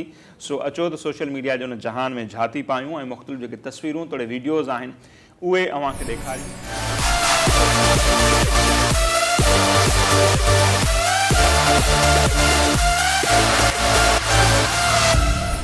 सभ खां पहिरियां मूं वटि जेकी मुख़्तलिफ़ तस्वीरूं आहिनि से बलोच कल्चर जी अकासी पियूं कनि, उनजी नुमाइंदगी पियूं कनि ऐं ख़ासि तौर ते जेके बलोची ट्रेडिशनल जेके चऊं खाधा आहिनि उन्हनि जे हवाले सां आहिनि। तव्हांजा इहे मुख़्तलिफ़ तस्वीरूं अवां बि ॾिसंदा हूंदा, असांजे नाज़रीन खे बि नज़र ईंदियूं हूंदियूं त ॿकर जंहिंखे असीं चऊं या ॿकरो चऊं, उनजी जेका सिजी आहे पथर ते पचायल जेका गोल मानी हूंदी आहे उहा असांखे नज़र अचे पई। साग आहे, मखण आहे, लस्सी आहे ऐं अॻिते हली माखी उहा बि ताज़ी ताज़ी जॾहिं लाहे अचिबी आहे उहा नज़र अचे पई इन्हनि तस्वीरुनि में। ऐं ॿियूं खोड़ शयूं आहिनि, ख़ासि तौर ते पिस जंहिंखे असीं खड़ चऊं, अलाए अव्हां छा चवंदा, जॾहिं बि मेह वग़ैरह जेको पहिरियों खीर हूंदो आहे उन मां खड़ पिस ठाहींदा आहियूं। असीं बोली चवंदा आहियूं। छा चवंदा आहियो? बोली। बोली? बोली? हाँ, बोली। बोली पंजाबी में बोली। हाँ, ज़बरदस्त। सो असां सिंधी में किथे कन इलाइक़नि में उनखे पिस चवंदा आहिनि ऐं कन में वरी उनखे खड़ बि चयो वेंदो आहे। सो उहे मुख़्तलिफ़ शयूं असांखे नज़र अचनि पियूं ऐं ॾाढियूं ज़बरदस्त आहिनि। ऐं इन प्रोग्राम जे इंट्रो में असां ॻाल्हायोसीं त असां अहिड़नि खाधनि न अची विया आहियूं जेके असांखे बीमारियुनि न वठी पिया वञनि, ऐं हीअ उहे खाधा हुआ जेके असांखे सेहतमंद ज़िंदगी बख़्शींदा हुआ ऐं माण्हुनि जी ॼमार बि तॾहिं वॾी हूंदी हुई जेके हीअ खाधा यूज़ कंदा। हीअ जेके तस्वीरूं आहिनि ज़बरदस्त क़िस्म जूं अव्हांजी स्क्रीन ते नज़र अचनि पियूं, इहा समाजी अॻवान आहे सादिया बलोच, उन पंहिंजे पेज ते शेयर कयूं हुयूं, असांजी टीम खे पसंदि आयूं ऐं असां अव्हांखे ॾेखारियूं पिया। ऐं अहिड़ा ट्रेडिशनल जेके खाधा आहिनि, फूड आहिनि, उहे हर क़ौम वटि हूंदा आहिनि ऐं जेकॾहिं ॿिया जेके दोस्त आहिनि उहे बि जेकॾहिं पंहिंजूं तस्वीरूं ईअं ई असां न मोकिलींदा या शेयर कंदा यकीनन उहे बि असीं अव्हांखे ज़रूरु ॾेखारींदासीं। जी त नाज़रीन, हिते कुझु तस्वीरूं मूं वटि बि आहिनि जेके अव्हांखे नज़र अची रहियूं हूंदियूं। पाकिस्तान जे सभ खां वॾे शहर कराची जूं आहिनि जिते माण्हू फुटपाथ ते सुता पिया आहिनि। रिहाइश महांगी थियण जे करे माण्हू फुटपाथ ते सुम्हण ते मजबूर आहिनि। बिल्कुलु, ऐं इहो तमामु वॾो मसइलो आहे। दुनिया जा जेके बि वॾा शहर आहिनि उते असांखे ईअं नज़र अचे थो, ख़ासि तौर ते पाड़ेसरी मुल्क जेको आहे भारत, उते वॾो तइदादु आहे तानी माण्हुनि जो जेके फुटपाथ ते ज़िंदगियूं गुज़ारनि था। ॼमण खां वठी के त माण्हू पीरसन थियण ताईं उन्हनि जूं ज़िंदगियूं उते गुज़री थियूं आहिनि। फुटपाथ जे नाले सां हिकिड़ी हॉलीवुड जी बॉलीवुड जी मूवी बि आहे ऐं अहिड़ियूं खोड़। ऐं पाकिस्तान जे बि जेके बि वॾा शहर आहिनि उते असांखे अहिड़ा मंज़र नज़र ईंदा। हीअ तस्वीर कराची जी आहे जिते जेके मज़दूर तबिको आहे जेके उन सां तालुक़ु रखनि था माण्हू ज़ाहिर उहा महांगी जेका रिहाइश आहे उनखे अफोर्ड कोन था करे सघनि उन करे उहे पंहिंजूं ज़िंदगियूं जेके आहिनि ईअं ई फुटपाथ ते गुज़ारनि थियूं ऐं PTI जी हुकूमत ऐलान कयो त अहिड़नि माण्हुनि खे शेल्टर होम जेके आहिनि उहे तयारु करे रिहाइश जूं बहितर सहूलियतूं फराहम कयूं वेंदियूं कुझु हंधनि ते उन ते अमल बि थियो आहे बाक़ी अञा वॾो तइदादु आहे माण्हुनि जो जेके वाक़ई ईअं फुटपाथ ते ई ज़िंदगी गुज़ारनि पिया सो हिते वरी हिकिड़ी मूं वटि ॿी तस्वीर जेका आहे असांजे नाज़रीन खे नज़र ईंदी हूंदी त तानिया असांजो जॾहिं नंढपण हो न अहिड़े क़िस्म जा मंज़र असां पाण अखियुनि सां ॾिठा हीअ औरत आहे मूंखे नज़र ईंदी हूंदी स्क्रीन ते नाज़रीन जेका हथ सां ठाहियल जेके रांदीगर आहिनि डुगडुगी या ॿियूं खोड़ अहिड़ा ॿिया रांदीगा हूंदा हुआ जेके उहे ईंदा हुआ दरनि ते ॻोठनि में शहरनि में खपाए वेंदा हुआ हाणे जीअं त जदीद दौरु अची चुको आहे सो मेटल खां वठी प्लास्टिक ताईं मुख़्तलिफ़ गनूं गाॾियूं अलाए छा छा अची वियो आहे सो अॼु जा ॿार बि जेके आहिनि उन्हनि खे वधीक तरजीह ॾियनि था बहरहाल कुझु इलाइक़ा अहिड़ा बि आहिनि जिते इहे हथ सां ठाहियल रांदीका अॼु बि तयारु थियनि था विकिरो थियनि था हीअ हिकिड़ी औरत आहे कंहिं घिटीअ में मौजूदु आहे उनजे मथे ते बि उहे रांदीका खयल आहिनि ऐं कुझु ॿारड़ा उनखे हसरत सां ॾिसनि पिया था हीअ तस्वीर ॾिसी असल में मूंखे पंहिंजो नंढपण यादि अची वियो ऐं अव्हांखे ॾेखारण जो मक़सदु बि आहे त खोड़ माण्हुनि खे उहो दौरु जेको आहे सो उहो यादि अची वेंदो त छा बिल्कुलु तमामु सुठी तस्वीर आहे बाक़ी नसीर हिकु टीम बि तस्वीर मां वठी हुई यस उहा तस्वीर आहे अजरक जे प्रिंट जे हवाले सां सो अजरक जा नवां जेके प्रिंट आहिनि उहे मुतारिफ़ थियनि पिया मार्केट में अचनि पिया अॻे अजरक असांखे हिकिड़े ई कलर में नज़र ईंदो पर हाणे मुख़्तलिफ़ वाइट कलर में बि आहे ब्लैक में बि आहे ॿियनि कलर्स में बि आहे सुठी ॻाल्हि इहा आहे त अजरक जे बॉर्डर सां इंतिहाई ख़ूबसूरत जेके सूट आहिनि उहे बि तयारु कया पिया वञनि हीअ जेके स्क्रीन ते अव्हांखे नज़र अचनि पिया अजरक जा नवां जेके सूट आहिनि हीअ तस्वीरूं इस्माइल पावर साहब जेके आहिनि उन शेयर कयूं आहिनि नवां जेके सूट इंट्रोड्यूस थिया आहिनि हुन वटि बि मौजूदु आहिनि सो चवण जो मतिलबु इहो आहे त जिदत अचे पई आहिस्ते आहिस्ते मुख़्तलिफ़ शयुनि में ऐं अव्हांखे ॾेखारियूं पिया यकीनन उमेदु आहे त उहे अव्हांखे पसंदि ईंदो सो हाणे नाज़रीन हीअ तस्वीरूं तव्हां ॾिठियूं पर हाणे हिन सेगमेंट मंझि असीं अव्हांखे मुख़्तलिफ़ वीडियोज़ बि ॾेखारींदा आहियूं सो पहिरीं वीडियो शायदि तव्हां वटि आहे तानिया शायदि मूं वटि आहे पर मां चाहियां थी तव्हां ॿुधायो पंहिंजी ज़रूरु हीअ वीडियो आहे घोटकी सां तालुक़ु रखंदड़ जेका न्याणी आहे फरज़ाना शर उनजी वीडियो गुज़िरियल हफ़्ते तमामु घणी वायरल थी हुई घोटकी जहिड़े एरिया में बाइक हलाए पई करे करे सच पुछो न तानिया मूंखे हैरत थींदी आहे त दुनिया किथां खां किथे वञी पहुती आहे औरतूं जेके आहिनि जहाज़ उॾाइनि पियूं पर असां जहिड़े समाज में असांखे इन ते बि ख़ुशी थिए थी त असां वटि का न्याणी बाइक थी हलाए त उनखे ॾिसी करे अंदाज़ो थींदो त स्टिल असीं अञा केतिरो पोइते आहियूं बहरहाल तंहिंजे बावजूदि घोटकी जहिड़े इलाइक़े सां तालुक़ु रखंदड़ ही न्याणी फरज़ाना शर जेका बाइक हलाए थी पंहिंजे बाबा ॿियनि घर भातियुनि खे जॾहिं वञिणो आहे होॾांहुं खणी वञे थी माल जो गाहु पठो बि करे बाइक ते खणी अचे थी ऐं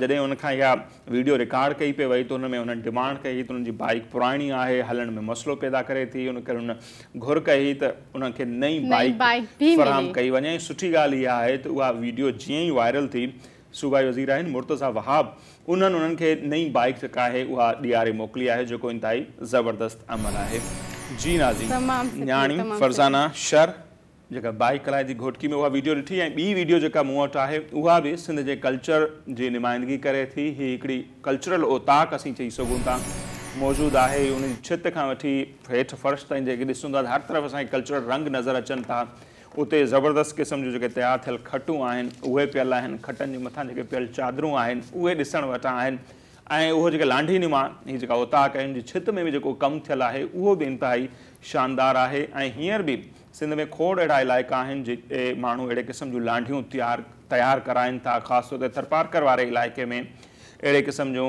लांढियूं चौरा अव्हांखे जाम तादाद में नज़र ईंदा जेके ईअं ख़ूबसूरत अंदाज़ सां सिंगारियल असांखे नज़र अचनि था जीअं बलोच कल्चर जो ज़िक्र कयोसीं तस्वीरुनि में ईअं ई वरी सिंधी कल्चर सां सजायल ही जेका ओताक आहे उनजा मंज़र अव्हांखे ॾेखारियूं पिया यकीनन असांखे उमेदु आहे त उहे अव्हांखे पसंदि ईंदा ऐं गॾोगॾु असांजी रिक्वेस्ट इहा बि हूंदी आहे त अहिड़े क़िस्म जूं के बि तस्वीरूं के वीडियोज़ अव्हांखे नज़र अचनि त असांजो जेको यूट्यूब ते पेज आहे धरती TV जो जिते ही द मॉर्निंग ऑफ धरती जा समूरा प्रोग्राम पियल आहिनि ही प्रोग्राम बि उते अपलोड थी वेंदो कुझु ई देरि खां पोइ त उनजे कमेंट सेक्शन में वञी अहिड़े क़िस्म जूं तस्वीरूं या वरी जेके वीडियोज़ आहिनि उन्हनि जो लिंक ज़रूरु असां सां शेयर कंदा त जीअं ईंदड़ प्रोग्राम में उहे असां अव्हांजो मोकिलियल तस्वीरूं या वीडियोज़ दुनिया ताईं पहुचाए सघूं जी त नाज़रीन तस्वीरूं बि अव्हां ॾिठियूं वीडियोज़ बि अव्हां ॾिठियूं हाणे वठंदासीं मुख़्तसिर ब्रेक ऐं ब्रेक खां पोइ नौजवान सिंगर आहिनि उहे असांखे जॉइन कंदा ऐं ताज़ो उन्हनि जो हिकिड़ो गानो बि रिलीज़ थियो आहे लाहूती जे नाले सां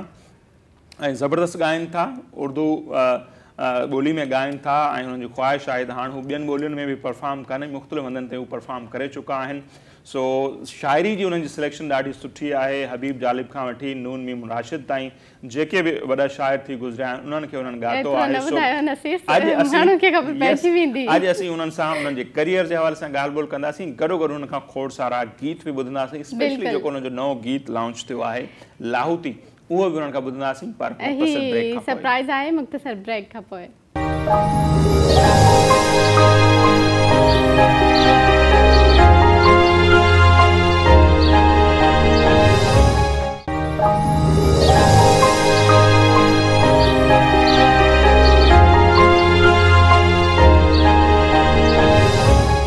जी नाज़िम ब्रेक खां पोइ बिरो ॿीहर द मॉर्निंग ऑफ धरती में अवां सभिनी खे चऊं था भलीकार ऐं हिन वक़्तु जिन महिमाननि असांखे प्रोग्राम में जॉइन कयो आहे नौजवान जेके म्यूज़िशियन आहिनि सिंगर ऐं गिटारिस्ट आहिनि अरमान रहीम ऐं मुस्तफ़ा बलोच उन्हनि असांखे जॉइन कयो आहे ताज़ो 2 ॾींहं पहिरियां उन्हनि जो हिकिड़ो गानो लाहूती जेको आहे उहो लॉन्च थियो आहे एकमा बैंड जेको आहे आर्ट्स काउंसिल जो उन्हनि जे पेज ते ई गानो पयल आहे ऐं काफ़ी उनखे पसंदि कयो पियो वञे असांखे बि काफ़ी पसंदि आयो पहिरियां बि असां अरमान खे ॿुधो आहे सो अॼु असीं उन्हनि सां खोड़ सारियूं ॻाल्हियूं बि कंदासीं ऐं लाहूती समेत ॿियो जेको मुंहिंजो फेवरेट गानो आहे ज़िंदगी से डरते हो उहे ॿिया खोड़ गीत असीं उन्हनि खां ॿुधंदासीं अरमान भाई बहुत शुक्रिया आप हमारे प्रोग्राम में आए थैंक यू सर आपने बुलाया मुस्तफ़ा भाई आपका भी शुक्रिया मुस्तफ़ा बलोच गिटारिस्ट आहिनि तमामु ज़बरदस्त सो कैसा जा रहा है हाँ अरमान खां स्टार्ट कंदासीं हाँ जी कैसा जा रहा है आपका लाहौती का रिस्पांस कैसे आ रहा है लाहौती गाना बड़ा स्पिरिचुअल गाना है उसी की तरफ से मिल रहा है क्या खास है इस गाने के अंदर वो गाना बेसिकली हमारे जो बैंड के लीडर हैं आफाक अदनान साहब उनकी कंपोजिशन है और उनको ये गाना हम लाहौती मेलों में परफॉर्म करने जा रहे थे तो उनको ऐसा फील हुआ कि कोई गाना लाहौत पे बनना चाहिए और रात को उनको ये फील भी हुआ कि मैं रात को लाहौत में हूँ तो हमने इस पे गाना बना लिया अच्छा फ्राइडे पे शायद आपका गाना ऑन एयर भी हुआ है क्या फीडबैक मिला आपको बहुत अच्छा फीडबैक मिला हम वैसे भी ये गाना बहुत परफॉर्म कर चुके हैं जितनी हमने परफॉर्मेंसेस की हैं उसमें सबसे वैसे तो सारे गाने हमारे पसंद करते हैं लोग इस गाने को सबसे ज्यादा पसंद करते हैं तो इसीलिए पहला गाना हमने लाहौती डिसाइड किया कि इसको रिलीज करेंगे तो हम भी चाहेंगे कि लाहौती से स्टार्ट करें बात हो गई तो कुछ सुने फिर आगे बढ़े क्योंकि हमने जो कहा है ताकि लोगों को यकीन भी आए और यकीन में आपको बहुत सारे लोग जानते हैं आपकी इतनी फैन फॉलोइंग है माशाल्लाह सुना रहे हैं हमें लाहौती या और सुना रहे हैं कुछ लाहौती सुना दो हाँ लाहौती सुना रहे हैं और फिर बातों का सिलसिला दोबारा जारी करेंगे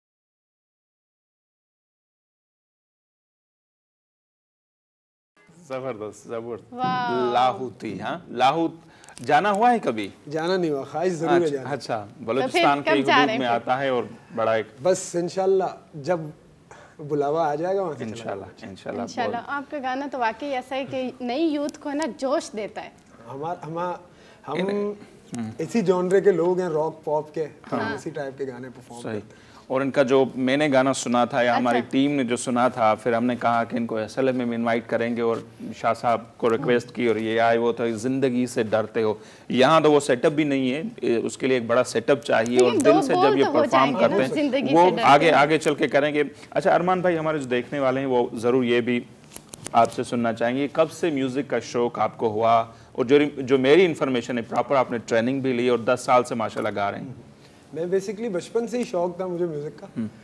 2010 में मैंने आर्ट्स काउंसिल ज्वाइन किया, वहाँ पे म्यूज़िक में डिप्लोमा किया मैंने पहले वहाँ से।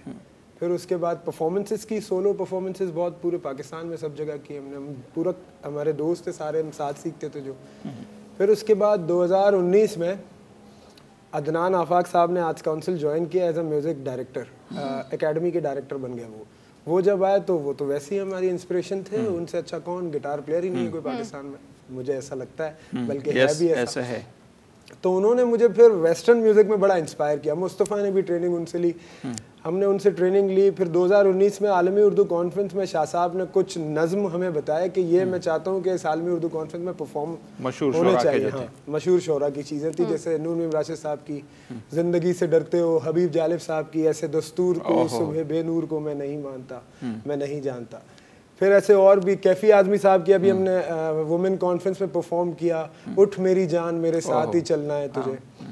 ऐसे बहुत सारी और चीज़ें, फैज साहब की बोल के लब आज़ाद हैं तेरे, और लाहौती भी है हमारा गाना एक।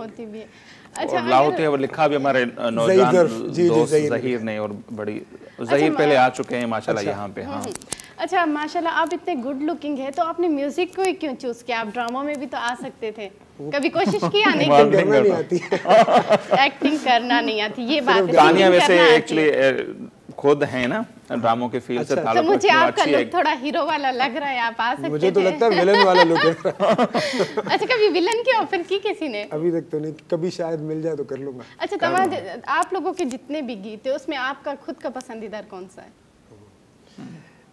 क्या हुआ? एक गाना है जो मेरे मामू वहीद नूर साहब ने लिखा है। वो गाना है, वहीद नूर साहब आ चुके हैं तानिया, वहीद नूर साहब से आप। हाँ, जो देखो तो बड़ा है ज्ञान से पर कुछ नहीं कहता, कलंदर रक्स करता है कलंदर कुछ नहीं कहता। ये एक गाना है हमारा, वो गाना मुझे बहुत पसंद है। और एक और गाना भी है, वो थोड़ा रोमांटिक गाना है, मुस्तफ़ा और शाहिद रहमान जो हमारे बैंड के मेंबर है, उन दोनों ने कंपोज किया, ज़हीर साहब ने ही लिखा है वो भी हम इसके बाद इंशाल्लाह रिलीज करेंगे। एक वो गाना भी मुझे बहुत पसंद है। सही। बड़ी बैठे हुए हैं तो ये बड़ा शर्माते हैं, क्यों ये इतने शर्मा क्यों रहे हैं? ये हमेशा ऐसे ही रहता है। अच्छा, शर्मीले हैं। ये स्टेज से उतर के भाग जाता है। अच्छा, शर्मीला बंदा। माशाल्लाह, बहुत अच्छा। तो आपको कब शौक हुआ और गिटार वाली आपने चॉइस क्यों की? गाना या और भी तो बहुत इंस्ट्रूमेंट्स हैं, लेकिन गिटार से आपकी दिलचस्पी? मेरे हिसाब से गिटार जो है सोलफुल इंस्ट्रूमेंट, और जैसे आप दिखते हो या जैसे आप अंदर से हो तो वैसा ही गिटार बजाते हो, ये आपकी मिरर इमेज प्रोवाइड करता है। तो इसी वजह से मुझे गिटार ज़्यादा पसंद है, तो मैंने गिटार चूज़ किया। गाता भी बहुत अच्छा है। अच्छा, तो मेरे साथ म्यूजिक में डिप्लोमा किया है। अच्छा, और ये अच्छी बात है कि अब जो यंगस्टर आ रहे हैं वो प्रॉपर ट्रेनिंग लेके आ रहे हैं। ये नहीं कि हादसाती सिंगर, हादसाती वैसे भी ज़्यादा हादसा चल नहीं सकते ना। हादसाती अच्छा वर्ड है, ऐसे बस आ गए और छा गए वो, लेकिन वो वक्ती ही होते हैं। लेकिन किसी भी फील्ड में अगर आप जा रहे हैं तो प्रॉपर आपने ट्रेनिंग ली है, कोई कोर्स किया हुआ है, तो उसका तो मजा ही उसका अपना सीखना तो जरूरी है, हर काम सीखना चाहिए। तो इस हवाले से कराची में हम बैठे हैं, तो आर्ट्स काउंसिल कितना रोल प्ले कर रहा है? म्यूजिक इंडस्ट्री हो या और बहुत सारे, अब तो ऐसे लगता है यूनिवर्सिटी का दर्जा मिल चुका है जितना वहाँ पे काम हो रहा है। आर्ट्स काउंसिल मेरे ख्याल से एक वाहिद जगह है जहाँ पे एक तो स्टडी बहुत अच्छी होती है, परफॉर्मिंग आर्ट से रिलेटेड। मैं खुद उसी डिपार्टमेंट में होता हूँ, मैंने सीखा भी वहाँ से। फिर वहाँ के जो प्रेसिडेंट अहमद शाह साहब हैं वो प्रमोट बहुत करते हैं, मैं भी तो वहाँ का स्टूडेंट हूँ। मेरे गाने शाह साहब ही प्रमोट कर रहे हैं, वो ही रिलीज़ कर रहे हैं, मतलब सारा कुछ आर्ट्स काउंसिल ही कर रहा है। तो स्टूडेंट्स को चांस भी बहुत देते हैं, बाउंड नहीं करते हमारे यहाँ पे, सिखाते भी हैं उनको वेस्टर्न थ्योरी भी, ईस्टर्न थ्योरी भी, रिदम अंडरस्टैंडिंग भी। और जो उन सब्जेक्ट उनका मेजर सब्जेक्ट है, शायद वोकल हो या गिटार हो या ड्रम्स हो या कीबोर्ड हो, उसकी अलग ट्रेनिंग होती है। तो ट्रेनिंग तो बहुत अच्छी चल रही है। अभी यूनिवर्सिटी की तरफ भी हम लोग जाना चाह रहे हैं, देखें क्या होता है उसका। मोस्ट प्रोबेबली तो हो जाएगा इंशाल्लाह। और बाकी एफिलिएशन पे भी काम चल रहा है बाहर की यूनिवर्सिटीज़ के साथ हमारी एकेडमी का। और शाह साहब के साथ जो वर्किंग रिलेशन है आपका, वो समझ, क्योंकि जो लोग शाह साहब को करीब से नहीं जानते ना, उनको लगता है कि ये बड़े सख्त मिजाज जैसे ना, लेकिन हम क्योंकि उनके कुछ नज़दीक आए कुछ अरसे से, तो हमें भी पहले परसेप्शन यही था। लेकिन वो अखरोट की मिसाल होती है ना कि बाहर से सख्त नजर आना और अंदर से नरम। तो शाह साहब बिल्कुल ऐसे ही जो जानते हैं। शाह साहब ऐसे ही हैं। मुझे शाह साहब ने आज तक किसी चीज़ का कभी मना नहीं किया। मैंने उनसे कहा गाना करना है कर लो सर, इनको रखना है रख लो सर, यहाँ पे ये सिखाने के लिए होने चाहिए रख लो। बहुत अच्छे इंसान भी वो, अंधा एतबार है ये कहा जाए तो। मुझे लगता है वो खुद बहुत एक अच्छे इंसान है, दूसरे को समझते समझ जाते हैं, देख के समझ जाते हैं कि अगर कोई फेक बंदा भी उनके सामने आता है तो उन्हें पता चल जाता है कि ये बंदा थोड़ा सा फेक है। तो अभी क्या सुना रहे हैं आप हमें? जाना सुनाता हूँ, जो गाना हमारा यस, जो आपकी पसंद हो और जिस पे आपकी वो भाई सेटिंग कोई बनी हुई हो गाना ना हमें भी पहले डेडिकेट ये गाना आप दोनों के लिए है। हम दोनों से। ये मांग के मैं तो भाई भाई मांग मैं के बोलने वाला था, हमें आपने पहले कह dedicate दिया। कीजिएगा।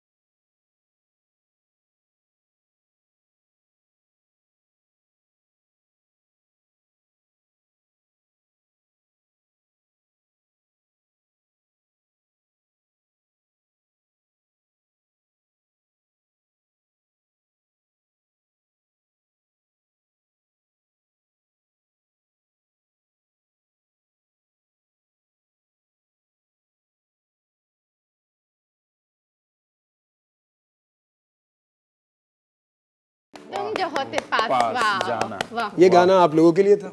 माशाल्लाह बहुत अच्छा गाना था। अच्छा है तो ये भी लफ्ज़ ही आम लफ्ज़ है जो हम ज़िंदगी में यूज़ करते हैं, पर इसको आप संगीत में चेंज कर देते। कितना अच्छा लगता है जब हम अपनी कोई बात कहना चाहें और गाने के थ्रू कह दें, अगर सामने वाला बुरा भी ना मनाए। ऐसे ही होता है, मैं ऐसे ही करता हूँ। जो बात हम आपने मुझे जो है बहुत कुछ बोल दिया, पर मुझे अच्छा भी लगा। ऐसे ही होता है, जो हम कह नहीं सकते बात करते हैं, हम गा के वो सुना देते सिंगिंग में हम पहुंचा देते हैं बात।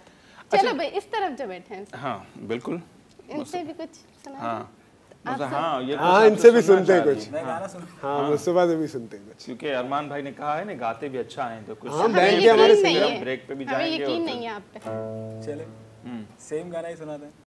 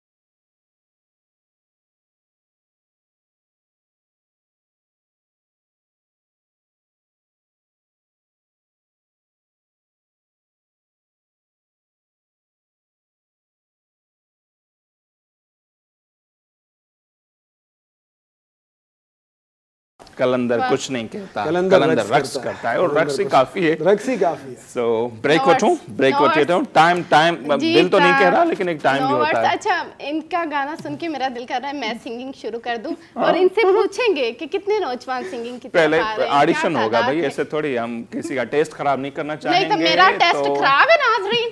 नाजरीन नहीं, वो तो आपके आवाज से। चलो ब्रेक ले लेते हैं। मैं समझ सकती हूँ मेरा गला थोड़ा फटा हुआ है, पर मैं अच्छी हूँ, गुड लुकिंग हूँ, कर सकती हूँ सिंगिंग। नाजी हाँ टाइम थो नडी शॉर्ट ब्रेक छो वापस मोटी इंदासी ऐसा से कर रहे छो।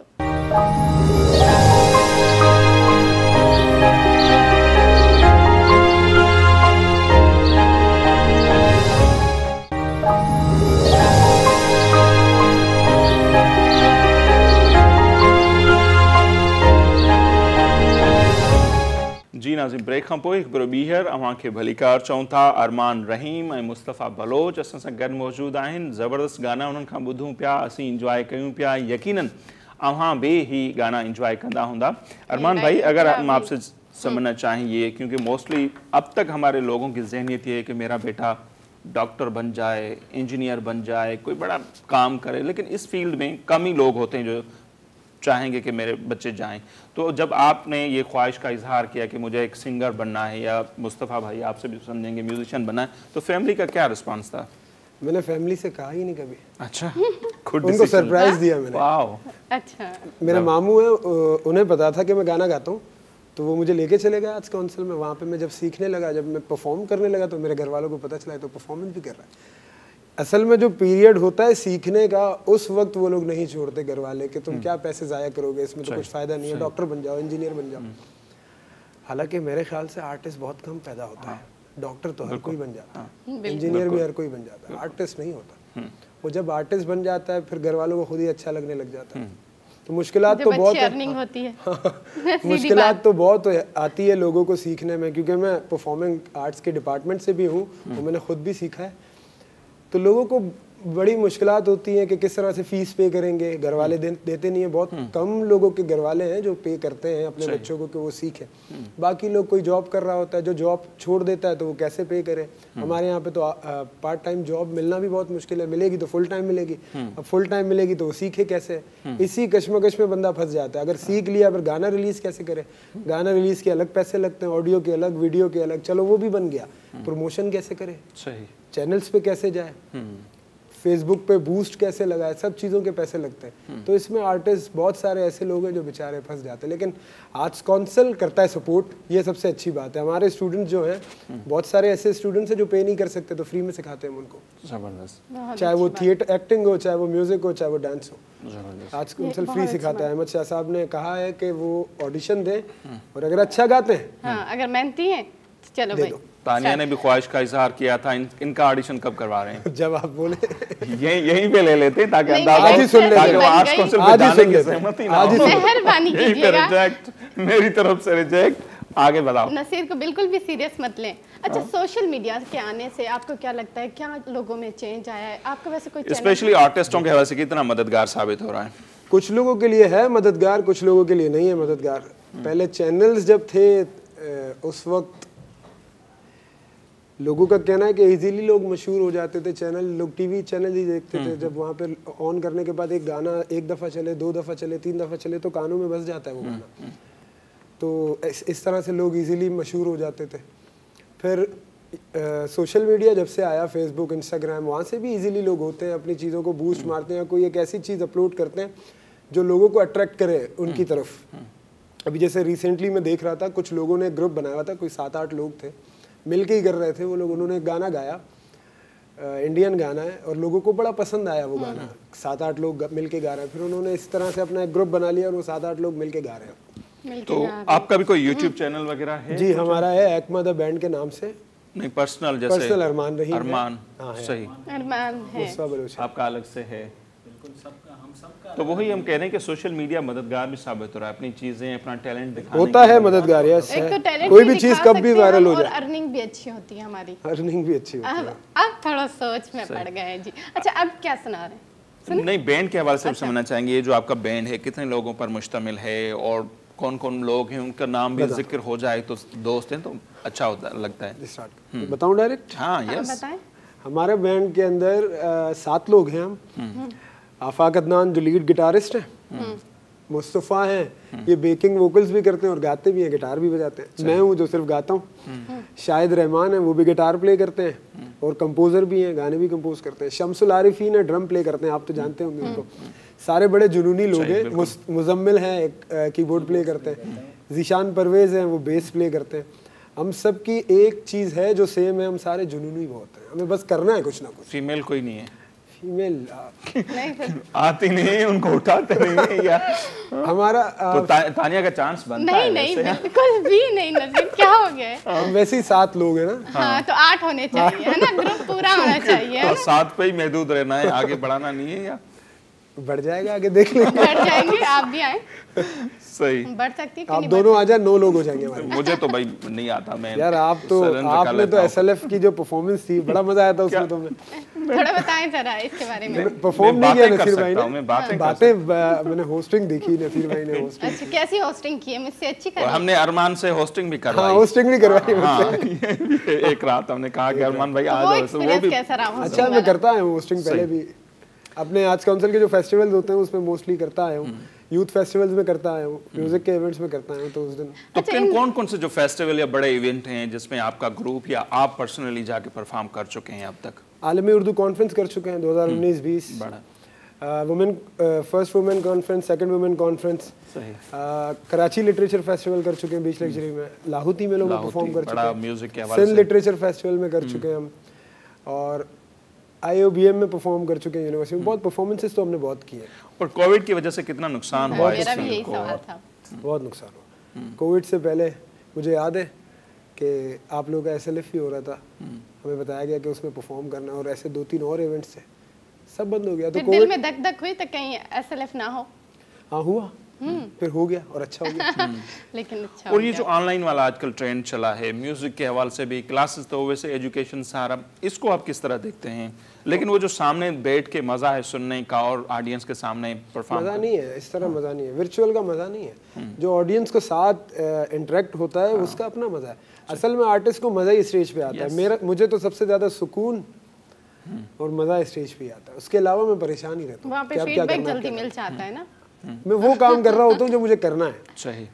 सही। अच्छा, मुस्तफा भाई से भी तो कुछ समझे। मुस्तफा भाई, जैसे मैंने अरमान भाई से पूछा कि फैमिली की सपोर्ट कैसे रही, उनको कब आपने भी ऐसा ही जाके काम सीखा और फिर बताया? मैंने सरप्राइज नहीं दिया, मैंने बताया अपनी फैमिली को कि मैं गिटार सीखना चाहता हूँ।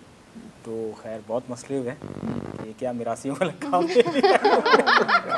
खैर तो उसके बाद जब मैंने सीखना शुरू किया तो अम्मा ने मुझे बहुत सपोर्ट किया, मेरी माँ ने मुझे काफ़ी सपोर्ट किया इस मामले में कि नहीं, जो भी करना है करो, जो सीखना है वो सीखो। वैसे भी तुम हमेशा से बात करने में थोड़ा सा कम बात करता था, तो अम्मा ने बोला अच्छा तुम्हारी चलाओ, आदत ज्यादा भी काम खराब। कम कर, बात कम करो।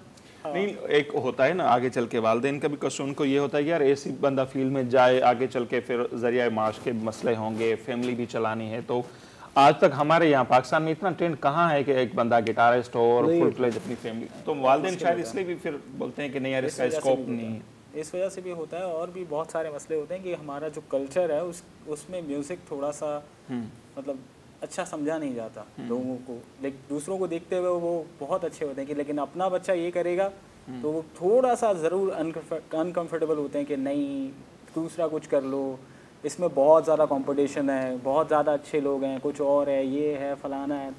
हमने तो ये सुना था ये लड़कियों के लिए होता है कि बंदे मतलब चाहते हैं कि नहीं, मेरी घर किसी से को कोई बच्ची किसी ना लड़की को जाए। इम्प्रेस लेकिन करना हो। लड़कों के लिए भी इतना मसला होता है। लड़कों के लिए ये मसला होता है भाई कोई ढंग का काम कर ले, इससे अच्छा। और जब वही बंदा जाके आगे चल के मशहूर होता है, लोगों का फीडबैक आता है, तो फिर दोबारा प्राउडली वही लोग बताते खुश हैं, होते हैं, है ना? वही लोग जो डीमोटिवेट कर रहे होते हैं आपको, वही लोग खुश होते हैं, अरे ये तो हमारा कज़न है, ये हमारा भाई है, ये हमारा। और माशाल्लाह अब आपके लिए यही कहा जाता होगा ना? अरमान, आपके लिए भी लोग फखरी अंदाज से बताते होंगे कि ये हमारा पड़ोसी है या हमारा रिश्तेदार है। ये शुक्र है अल्लाह ताला ने पता नहीं कैसे ब्लेसिंग कर ली है, जितनी थोड़ी बहुत इज्जत है। अच्छा, घर में महफिलें लगती हैं, घर में घर वाले कहते हैं चलो भाई सुनाओ, कहते हैं मैं गाता स्टार्ट हो नहीं जाओ। अच्छा, कहते हैं मैं गाता नहीं हूँ। क्यों? गाने बस थोड़ा सा फैमिली के सामने मुझे कंफ्यूज कंफ्यूज नहीं होता, मतलब जितना भी अच्छा कर लो वो लोग कहते हैं नहीं, घर वाले तारीफ ही करते रहते हैं ना 24 घंटे। नहीं, हमने तो सुना है बोलते हैं कि घर की मुर्गी दाल भर, वो घर वाले घास नहीं डालते, लेकिन आप बोल रहे हैं कि मैं उनके सामने नहीं गाता यार। ये बहुत बोलते हैं मैं गाता नहीं, वो गाना सुना देते हैं, सुन लो। अच्छा, वाह, बहुत अच्छा। अच्छा, अब क्या सुना रहे हैं? अब जिंदगी से डरते हो सुनाऊंगा लास्ट। बिल्कुल। Why not? नूर मीम राशिद साहब की नज्म है, जिंदगी से डरते हो, जिंदगी तो तुम भी हो, आदमी से डरते हो, आदमी तो तुम भी हो। सही, वो सुनाएंगे आपको।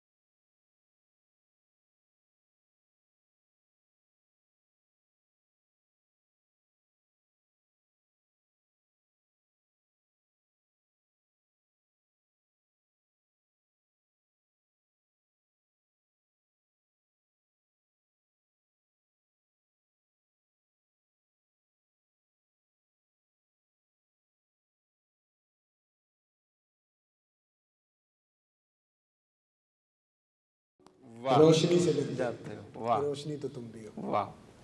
और मोस्टली जो मैंने नोटिस किया है वो ये है कि मज़ाहिमत वाली शायरी है, जिसको हम कहें नजरियाती, ये जो हो वो ज़्यादा आप मेरे ख्याल में लाइक भी करते हो और गाते हैं। यही कर रहे हैं।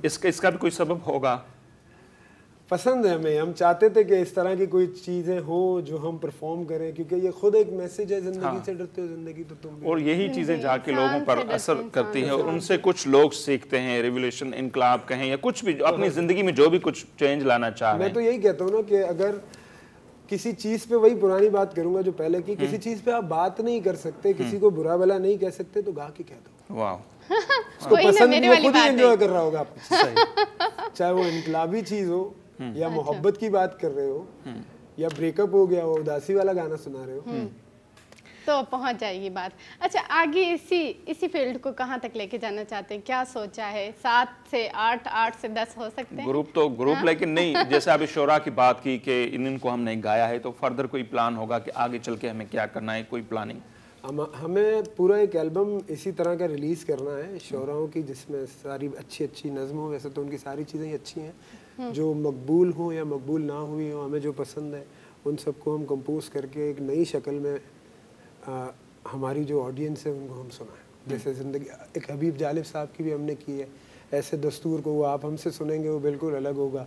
आपने वो सुना होगा वो उस तरह से, दीप जिसका महलात ही में जले, लेकिन हमने जो कंपोजिशन की है वो बिल्कुल अलग है। वो मैं थोड़ा सा आप लोगों को सुना दूं।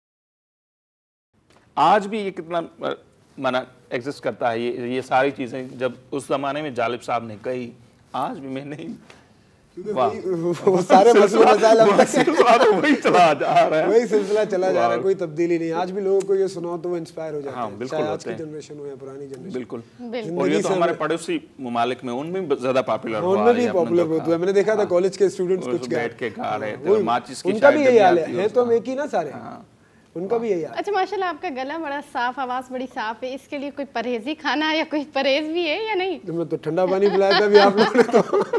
नहीं कहते कि सिंगर जो आइसक्रीम नहीं खाते, हाँ, नहीं ये खाते। मैं तो खाता हूँ लेकिन लोग नहीं खाते। मतलब ये सब शायद पुराने ज़माने की बातें हैं। नहीं होता है रियाजत, और वो असल में क्लासिकल जो सिंगर्स हैं वो लोग बहुत ख्याल रखते हैं इस चीज़ का। हम तो पॉप रॉक। अच्छा, नेक्स्ट टाइम आप आएंगे कवाली भी सीख कर आएंगे, कवाली भी। नहीं, पॉप रॉक जो हम कहते हैं, लेकिन उनसे जब बात करो तो वो है एक दूसरे के लिए दोनों में ये होता है कि वो उनको शायद इतना अहमियत नहीं देते। ये चीज़ है अब तक कि नहीं? हमने तो सीखा ही क्लासिकल है, बेस तो है ही, क्लासिकल ही सीखना है। बिल्कुल। कोई ऐसे पैगाम, कोई गाने में ही पैगाम हो तो अच्छा है, नहीं तो आप मुस्तफा भाई बस वही बताओ, मुस्तफा अपने गाने के बारे में बताओ ताकि लोग अपने गाने की तारीफ करें। हाँ, लाहौती। चलो यही बता दो कि प्रोग्राम में आके कैसे लगा यार? बहुत अच्छा लगा, थैंक यू सो मच, आप लोगों ने हमें इनवाइट किया। आपका थैंक यू सो मच, आप लोग लोकेशन ढूंढ कर आए। हाँ, ये बहुत शुक्रिया।